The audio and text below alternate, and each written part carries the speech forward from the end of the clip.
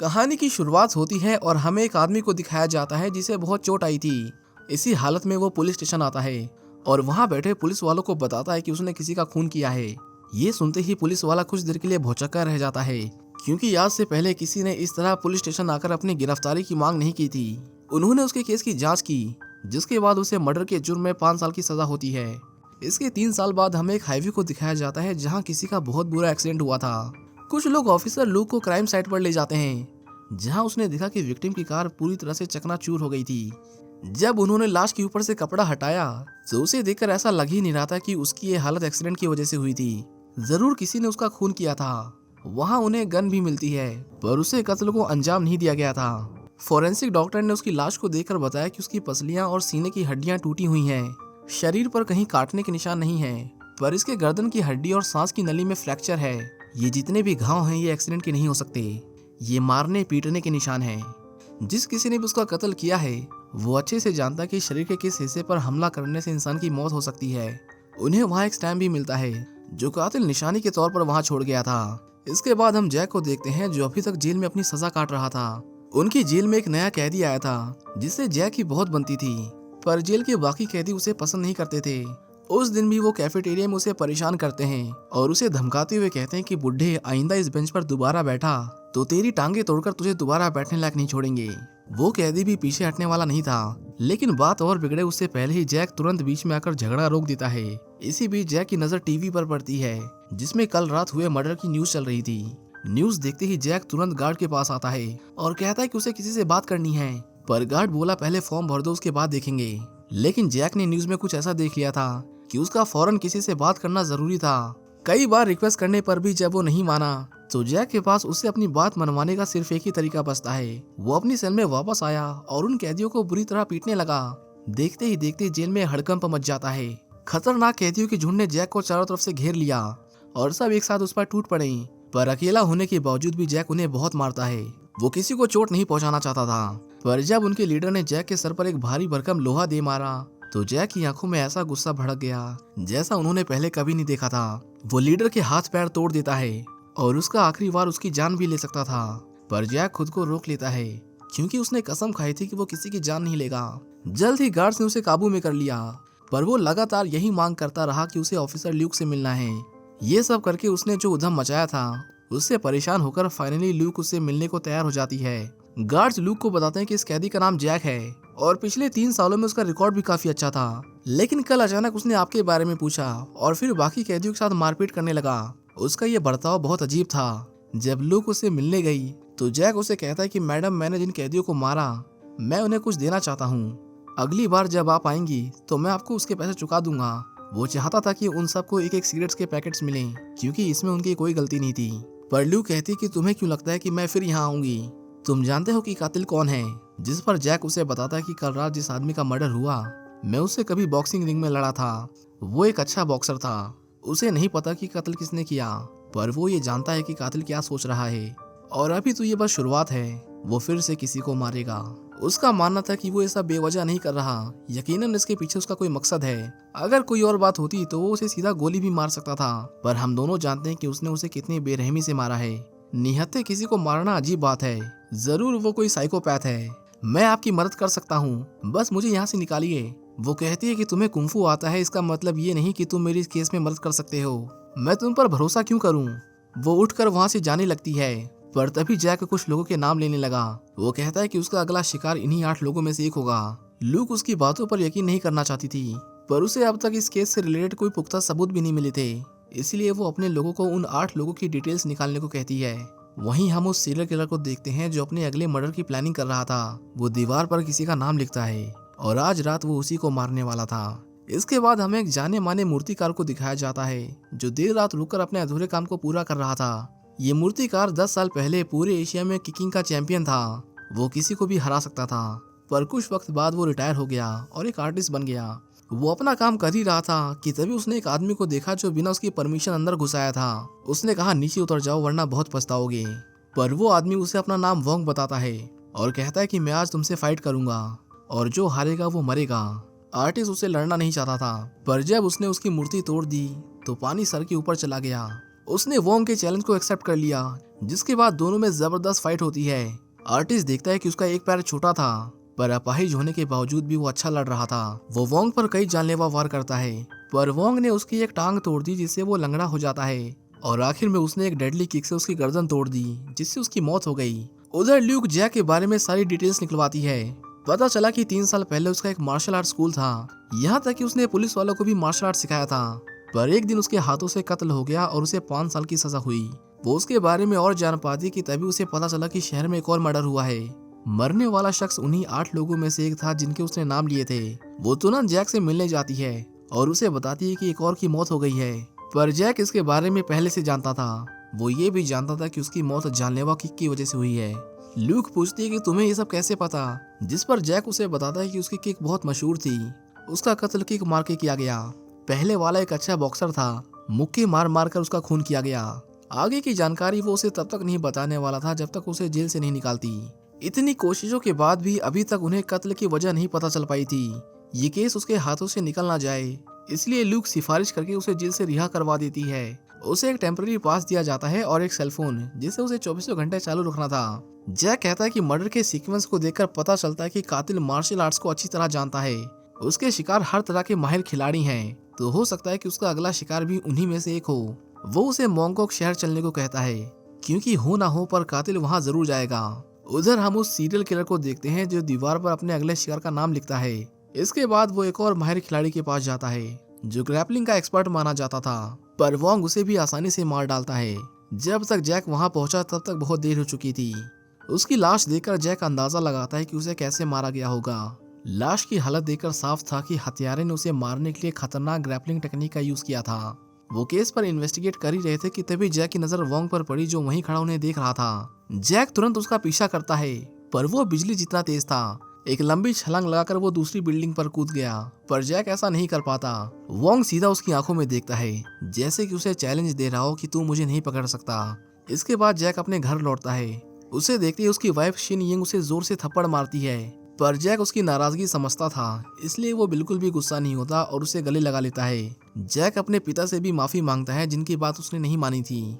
उसे लगता था कि दूसरे क्लब को हराकर उसका नाम हो जाएगा, पर वो गलत था। उसके हाथ से किसी की मौत हो गई और सब बर्बाद हो गया। उसे परेशान देख शिन उसके हाथ में एक धागा बांधती है, जो उसे खुद पर काबू पाने में मदद करता। जैक जब घर के काम में शिन की मदद कर रहा था, तभी उसे एक बॉक्स में वही स्टैंप मिलता है जो किलर खून करने के बाद लाश के पास छोड़ जाता था। उसने शिन से पूछा, ये तुम्हें कहाँ से मिला? जिस पर शिन उसे बताती है कि 3 महीने पहले यहाँ एक आदमी आया था, उसने मुझे ये तुम्हें देने को कहा था। जैक समझ जाता है कि खतरा उस पर भी मंडरा रहा है। उसे जल्द से जल्द उस खूनी को पकड़ना होगा। अगले दिन वो उस आदमी के पास गए जिन्हें उस स्टैम्प के बारे में जानकारी थी। वो बताते हैं कि कई 100 साल पहले ये स्टैम्प उन फाइटर्स को दिया जाता था जो लड़ाई में हार जाते थे। वो केस के बारे में डिस्कस कर ही रहे थे कि तभी वहाँ बैठा एक बूढ़ा आदमी उनकी बातें सुन लेता है। वो बोला, मैं जानता हूँ उस आदमी को। 6 साल पहले उसने मुझे भी चुनौती दी थी और मुझे हराने के बाद उसने मुझे बिल्कुल ऐसा ही स्टैम्प दिया था। उनसे जैक को पता चला कि वो यहीं पास में ही रहता है, जिसके बाद पूरी पुलिस फोर्स उसके एड्रेस पर सर्च ऑपरेशन चालू कर देती है। घर की मालकिन से पता चलता है कि वोंग अपनी बीमार पत्नी के साथ यहीं रहता था, पर कई महीने पहले वो एडवांस किराया देकर यहाँ से चला गया। कमरे में पड़ी चीजों को देखकर जैक समझ जाता है कि वो यहाँ कितनी ब्रूटल ट्रेनिंग करता था। मकान मालकिन ने उसे बताया कि वो हर रोज अपने चेहरे पर कोई सफेद चीज रगड़ता था, जिससे कभी कभी उसके चेहरे से खून निकलने लगता था। जैक बोला, ये प्रैक्टिस है, बहुत ही पुराना तरीका जिसमें नमक का इस्तेमाल होता है। चमड़ी को और सख्त करने के लिए उस पर नमक रगड़ा जाता है ताकि वो और मार सह सके। उन्हें दीवार पर कुछ नोट्स मिले, जिससे उन्हें पता चलता है कि वो नंबर 1 बनना चाहता था और यही वजह है कि वो सबसे बेहतरीन कुंफू मास्टर्स को मार रहा है। उन्हें कातिल का पता चल गया था, अब बस उसे ढूंढना था। जैक कहता है कि मुझे वापस जाना होगा। रिहा करने के बदले में उन्होंने यही शर्त रखी थी, पर काफी सोचने के बाद लूक उसकी वाइफ को भी साथ चलने को कहती है, क्योंकि यहाँ उसकी जान को खतरा हो सकता था।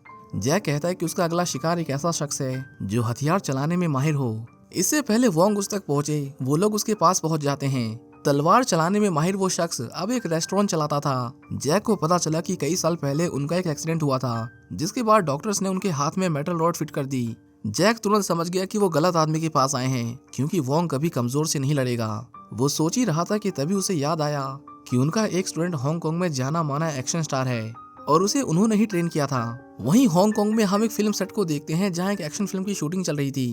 एक्शन स्टार लुई फैन अपना स्टंट करने ही वाला था कि तभी वहां वोंग बीच में आकर खड़ा हो जाता है। कुछ लोगों ने उसे वहां से हटाने की कोशिश की, पर वोंग उसके अंदर असली की तलवार घुसा देता है। वो बोला, ये कोई फिल्मी फाइट नहीं है, चलो निकलो यहाँ से। जिसके बाद फिल्म का पूरा क्रू वहाँ से भाग जाता है। वो लुई फैन को फाइट के लिए चैलेंज करता है, जिसके बाद उसने भी अपने हथियार उठा लिए। उन दोनों के बीच जबरदस्त तलवारबाजी होती है। लुई को तलवार में महारत हासिल थी, पर वोंग की ब्रूटल ट्रेनिंग के आगे वो भी ज्यादा देर तक टिक नहीं पाता। उसने लुई की पीठ में तलवार घुसा दी, पर बावजूद उसके लुई हार नहीं मानता। जल्द ही दोनों के हाथ से तलवार छूट जाती है, जिसके बाद वोंग ने एक धारदार ब्लेड से उस पर हमला किया। वो लुई को कई बार स्टैब करता है और आखिर में उसके गले की नस काटकर उसे मार डालता है। जैक कहता है कि उस पर नंबर 1 बनने का बुखार सवार है, उसे रोकना ही होगा, वरना वो हर उस इंसान को मार डालेगा जो उससे बेहतर है। इसी बीच पुलिस कमिश्नर लू को फोन करके बताता है कि पिछले 3 मर्डर्स पहले से अखबारों में सुर्खियां बटोरे हुए थे, लेकिन कल रात का कत्ल थोड़ा अलग था। वो आदमी फिल्म इंडस्ट्री से जुड़ा हुआ था, इसलिए मीडिया इस केस को लेकर पुलिस पर जबरदस्त दबाव बना रहा है। कमिश्नर इस केस को बंद करना चाहता था, पर लू कातिल को पकड़ने के लिए उससे 72 घंटों का समय मांगती है। वो कातिल मीडिया में कुंफू किलर के नाम से फेमस हो गया था। उसका खौफ इतना बढ़ गया था कि जूडो, कराटे और कुंफू सीखने वाले स्टूडेंट्स तक उसके नाम से डरने लगे थे। एक दिन पुलिस को वोंग का कॉल आता है, पर वो सिर्फ जैक से बात करना चाहता था। वो बोला, मुझे शुक्रिया नहीं कहोगे तुम्हें जेल से बाहर निकालने के लिए। तुम कुंफू में इतने माहिर हो कि अगर चाहते तो वो जेल की दीवारें तुम्हें बंद नहीं रख पाती, पर तुमने हमेशा अपनी ताकत छुपा कर रखी। उस दिन जब हम छत पर मिले तो तुमने मुझे काफी निराश किया, पर मुझे उम्मीद है कि अगली बार जब हम आमने सामने होंगे तो तुम मुझे कड़ी टक्कर दोगे। अगर तुम चाहो तो मैं इसमें तुम्हारी मदद कर सकता हूँ। अगर मैं तुम्हारी बीवी को मार दूं तो तुम किसी को भी मार सकते हो। ये सुनते ही जैक का खून खौल उठता है, पर वोंग ने उसे कहा कि मुझे रोकने का बस एक ही तरीका है, और वो है मेरी जान लेना। उनकी बातचीत के दौरान पुलिस उसकी लोकेशन को ट्रेस कर लेती है, पर जब तक वो वहाँ पहुंचे वोंग वहाँ से जा चुका था। उनकी इस बातचीत से लूक समझ जाती है कि कातिल जैक को अच्छी तरह जानता है। वो अपने लोगों से कहकर जैक के पिछले 3 सालों के कॉल रिकॉर्ड्स और उससे मिलने वालों की लिस्ट निकलवाती है, और साथ ही उसने वोंग को पकड़ने के लिए लुकआउट नोटिस भी जारी कर दिया, ताकि वो चाहकर भी देश छोड़कर भाग ना सके।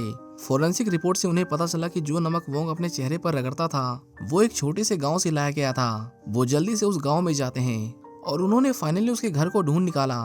लूक कहती है कि उस पर कोई गुनाह साबित नहीं हुआ है, उस पर सिर्फ शक है, इसलिए उस पर गोली मत चलाना। पुलिस फोर्स उसके घर में आती है, पर काफी ढूंढने के बाद भी उन्हें वहाँ कुछ नहीं मिलता। उसकी वाइफ की अस्थियों के पास पड़े ताजे फूलों को देखकर लूक समझ जाती है कि वो यही है, और बहुत ज्यादा चांसेस हैं कि कल वो यहाँ आए, क्योंकि कल उसकी पत्नी का जन्मदिन था। ल्यूक सबको ऑर्डर देती है कि वो सभी चीजें वापस अपनी जगह पर रख दें, बिल्कुल भी नहीं लगना चाहिए कि हम यहाँ पर आए थे। इसके बाद उन्होंने जगह जगह पर सर्विलेंस कैमरास लगाए, ताकि कल वो जैसे ही यहाँ आए वो लोग उसे धर दबोचे। उनका अंदाजा एकदम सही था। हम वोंग को देखते हैं जो अगले दिन वापस लौटता है। उसके चेहरे पर एक अजीब सी मायूसी थी, जैसे कि उसने कुछ बहुत ही गलत किया हो। इसके बाद हमें एक फ्लैशबैक के जरिए उसकी बीमार वाइफ को दिखाया जाता है, जिसकी तबीयत दिन ब दिन बिगड़ती जा रही थी। उसे कैंसर था और वोंग के पास इतने पैसे नहीं थे कि वो उसका इलाज करवा सके। वोंग से उसका दर्द और देखा नहीं जाता, जिसके बाद एक दिन उसने गुस्से में अपनी वाइफ का गला दबाकर उसे मार डाला। उसकी वाइफ की मौत नेचुरल नहीं थी और ना ही वो कैंसर से मरी थी, उसका बेरहमी से खून हुआ था, जिसके लिए वोंग खुद को माफ नहीं कर पाता। वो आगे बढ़ ही रहा था कि तभी उसकी नजर कुछ कुत्तों पर पड़ी जो अभी तक बंधे हुए थे। वो समझ गया कि यहाँ कुछ तो गड़बड़ है, जिसके बाद वो सीधे जाने के बजाय अपनी बोट मोड़ने लगता है। सर्विलेंस कैमरा से उस पर लगातार नजर रखी जा रही थी, पर अचानक वो कहीं गायब हो गया, जिसके बाद पुलिस तुरंत हरकत में आ जाती है। इसी बीच जैक के फोन रिकॉर्ड्स और जेल की सीसीटीवी फुटेज बाहर आ जाती है, और उन्हें उसमें जो मिला वो चौंकाने वाला था। ल्यूक ने देखा कि वोंग पिछले 3 सालों से जैक से लगातार मिलने आता रहता था, और रिकॉर्डिंग में साफ नजर आ रहा था कि वो दोनों एक दूसरे को अच्छे से जानते थे। जिसके बाद लूक तुरंत जैक के ऊपर गन तान देती है, क्योंकि उसे लगा कि वो भी वोंग के साथ मिला हुआ है। कोई और रास्ता न पाकर जैक उनसे गन छीन लेता है, पर वो किसी को चोट नहीं पहुंचाना चाहता था, इसलिए वो उन सबको लॉक करके वहां से भाग जाता है। उधर हम वोंग को देखते हैं जो उसका पीछा कर रहे पुलिस वालों को एक एक कर ठिकाने लगा देता है। लूक अपने लोगों को ऑर्डर देती है कि जैक भी उनसे मिला हुआ है, उसे रोको और जरूरत पड़े तो उसे गोली भी मार देना। ये सुनते ही शिन घबरा गई और जल्दी से जैक को ढूंढने लगी। इसी बीच वोंग जब अपने घर में आया तो उसने देखा कि उसकी पत्नी की अस्थियां वहाँ नहीं थी। शिन वापस आती है और उसे वो अस्थियां दिखाते हुए कहती है कि अब जैक का पीछा छोड़ दो, वरना ये उसे कभी नहीं मिलेगी। पर वोंग गुस्से में उस पर हमला कर देता है। उन दोनों के बीच जबरदस्त फाइट होती है, पर शिन भी तलवार चलाने में माहिर थी। वोंग कहता है कि तुम्हारा ये हुनर सिर्फ खेलने के लिए है, असली मार्शल आर्ट्स मारने के लिए होता है। उसने उसे बुरी तरह घायल कर दिया और उसे मारने ही वाला था कि तभी वहाँ जैक आ जाता है। जैक ने देखा कि उसकी हालत बहुत क्रिटिकल थी। वो जल्दी से उन्हें एम्बुलेंस भेजने को कहता है, पर उसकी सुनता कौन, क्योंकि वोंग ने तो सारे ऑफिसर्स को मार दिया था। उसकी मदद करने वाला कोई नहीं था। पर तभी उसने वोंग को देखा जो उसके सामने से ही गुजर रहा था। शिन उसे लड़ने से मना करती है, पर जैक उसकी नहीं सुनता और उस पर हमला कर देता है। दोनों के बीच जबरदस्त झड़प हुई और इसी बीच वोंग के हाथों से अस्थियों का कलश टूटकर बिखर जाता है, जो देख वोंग गुस्से से पागल हो गया। वो जैक पर पागलों की तरह हमला करता है और लड़ते लड़ते वो दोनों पानी में गिर गए।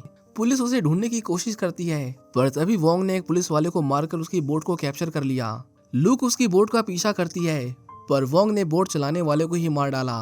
कुछ दूर चलते ही वोंग को घेर लिया गया, पर वोंग जान की परवाह किए बिना फुल स्पीड में अपनी बोट को उनकी बोट से भिड़ा देता है और जब तक वो पानी से बाहर निकलते तब तक वोंग वहां से भाग चुका था।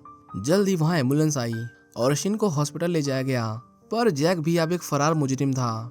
उसने लूक से कांटेक्ट किया और बताया कि मैं उससे मिला हुआ नहीं हूँ। वो जेल में खुद मुझसे मिलने आया था।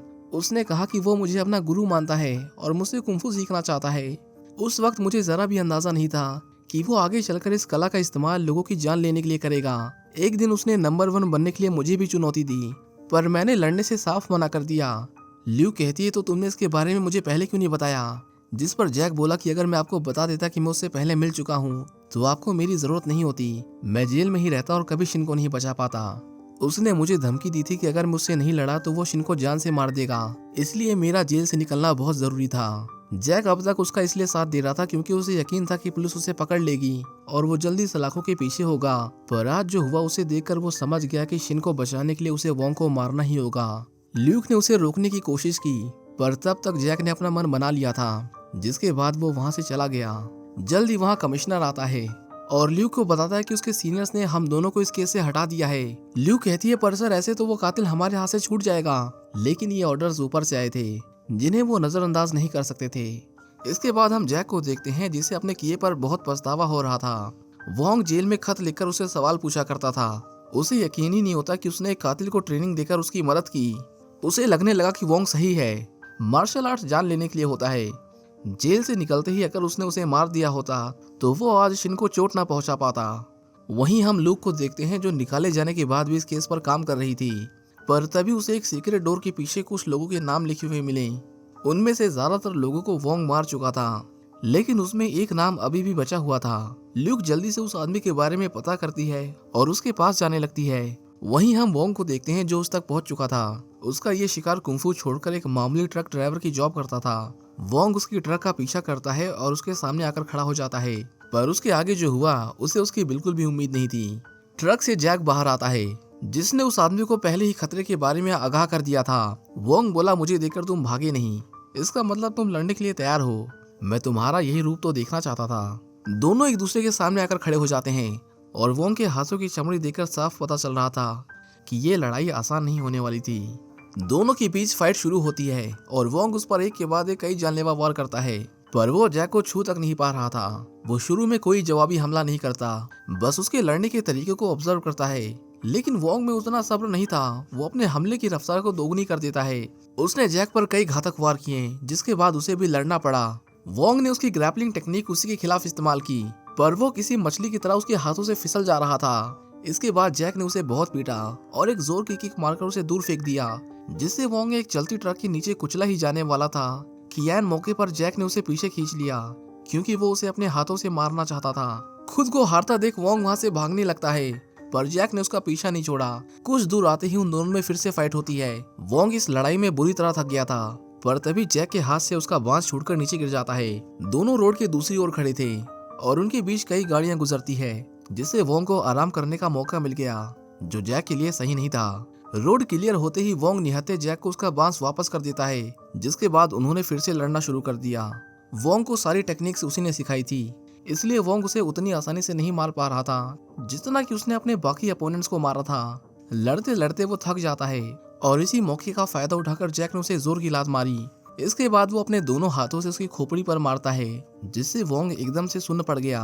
पर वो बस यही नहीं रुकता, वो वोंग को पागलों की तरह लगातार पीटता रहता है और आखिर में घातक पंच से उसे जमीन पर ढेर कर देता है। जैक उसे मारने ही वाला था कि तभी वोंग उसे रहम की भीख मांगते हुए हार मान लेता है।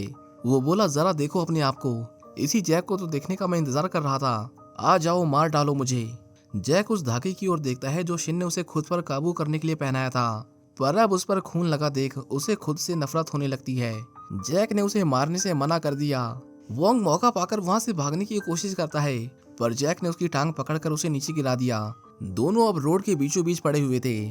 उनके ऊपर से कई गाड़ियां जाती हैं और इसी मौके का फायदा उठाकर वोंग ने उस पर हमला कर दिया। वो जैक को अपने साथ लेकर मरना चाहता था, पर जैक ने उसे उठाकर दूर फेंक दिया। जैक उन गाड़ियों से बचने की कोशिश करता है, पर तभी वो एक ट्रक से टकरा गया जो उसे घसीटते हुए बहुत दूर ले गया।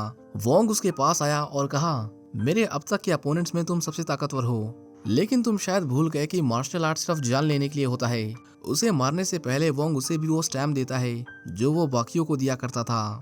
जैक समझ चुका था कि उसका अंत तय है, पर जब उसने अपनी आंख खोली तो उसने वोंग को अपने बगल में मरा हुआ पाया। दरअसल जब वोंग उसे मारने ही वाला था तभी वहाँ लूक आ गई थी। उसने वोंग को सरेंडर करने को कहा, पर जब वो नहीं माना और उस पर हमला करने की कोशिश की तो लूक को मजबूरन उसे गोली मारनी पड़ी। इसके 3 महीने बाद हम जैक को देखते हैं जो अब पूरी तरह ठीक हो चुका था। उसने जो किया वो जानकर जेल के कैदी भी अब उसकी रिस्पेक्ट करने लगे थे। लूक उससे मिलने आती है और बताती है कि हमने तुम्हारे केस की फिर से जांच करने के लिए अदालत में अर्जी डाली है, तुम जल्द ही रिहा हो जाओगे। इतना ही नहीं, वो चाहती थी कि बाहर आने के बाद जैक पुलिस को मार्शल आर्ट सिखाए। इसके कुछ टाइम बाद जैक को बाइज्जत रिहा कर दिया जाता है। उसने बाहर आने के बाद एक स्कूल खोला जिसमें वो बच्चों को मार्शल आर्ट सिखाता था। वो हर एक कमजोर इंसान को ताकतवर बनता देखना चाहता था, पर नंबर 1 बनने का ख्याल उसके दिमाग में कभी नहीं आया। इसी के साथ ये मूवी यहीं खत्म हो जाती है। उम्मीद करता हूँ कि आपको ये कहानी पसंद आई होगी। Thank you for watching, see you in the next one.